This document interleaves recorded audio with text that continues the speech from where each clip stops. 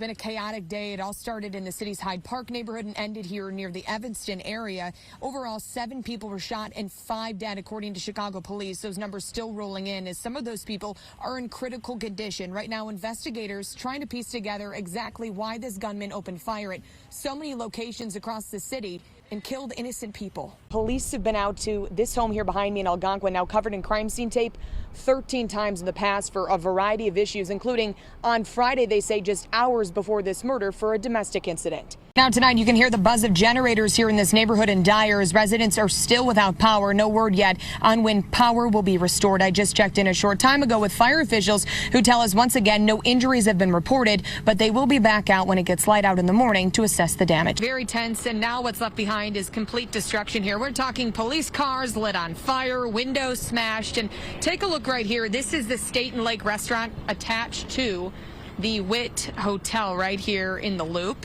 That was their window, completely smashed out. You can see the glass all over the sidewalk. We just did walk a little bit closer here to downtown Naperville. Still a very active scene. At least one police officer parked right here, but we're taking our time to get up this way because actually flip around right now, Pat.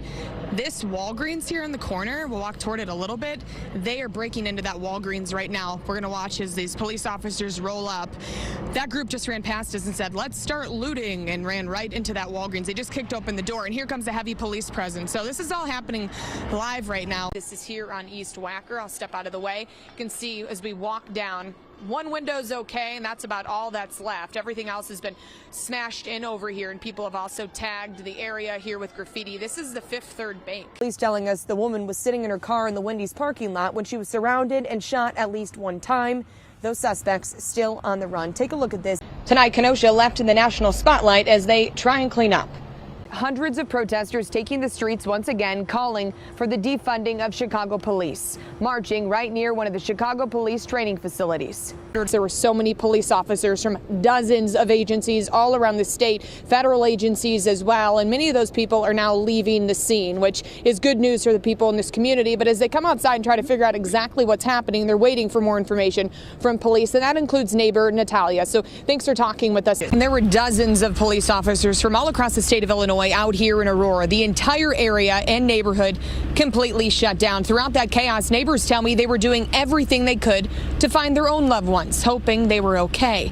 Tonight, while some of them are home, other neighbors and friends and family here in Aurora grieving the loss of 5 innocent lives. During violent protests this summer, now his mother is speaking out for the first time, defending her son's actions. She sat down with our Alexis McAdams, and she has the story tonight. Tonight, Wendy Rittenhouse speaking out for the first time on camera. I will not give up till Kyle comes home. Her 17-year-old son, Kyle Rittenhouse, charged with first-degree intentional homicide, which carries a life prison sentence. Authorities say the Antioch teen shot 3 protesters with an AR-15 style rifle, killing 2 of them during violent protests in Kenosha. He didn't do nothing wrong. He was attacked by a mob. The shootings happened back in August during the unrest that followed the shooting of Jacob Blake by Kenosha police. The single mom of 3 tells me her son went to Kenosha that day to help clean up. She checked in with him just moments before police say Kyle opened fire. The last text I sent Kyle was like, "Where are you at? Are you okay?" And he said, "Yes, I'm okay," doing medic. That was like at 11:30. And I fell asleep, and about 15-20 minutes later, I just jolted out of my sleep, knowing that something was wrong. We had to go find him. Rittenhouse's lawyers say he was acting in self-defense, claiming the armed teen was under attack. This video shows Rittenhouse running away from a group of people after prosecutors say he had already shot and killed someone.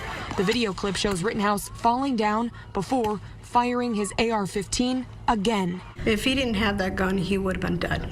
Provide medical attention to people that need it. Family members say Kyle wanted to be a cop, carrying around a medic kit with him wherever he went. He had the Blue Lives Matter shirts. He had Blue Lives, he respected them.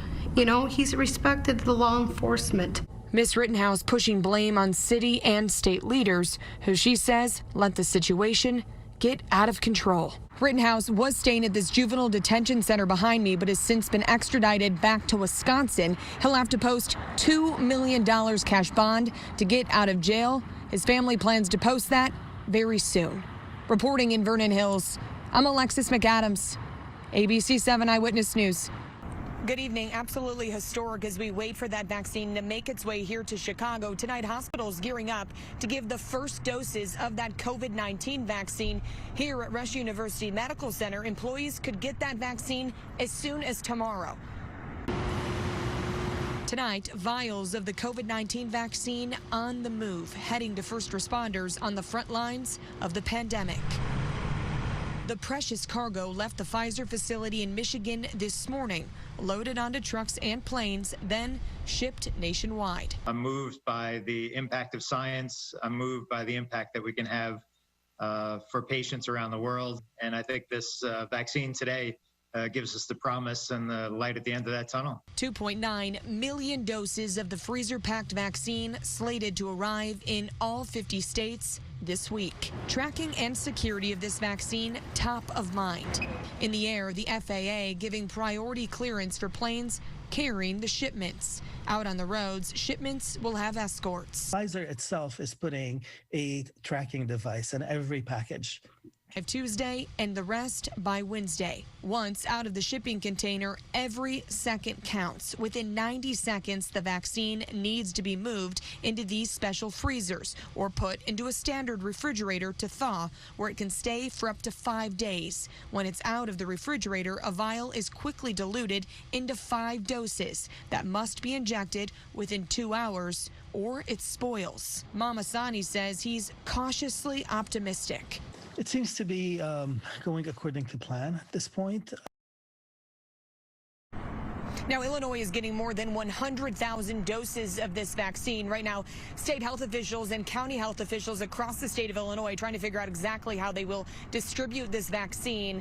They're expecting it by tomorrow and then throughout Wednesday as well.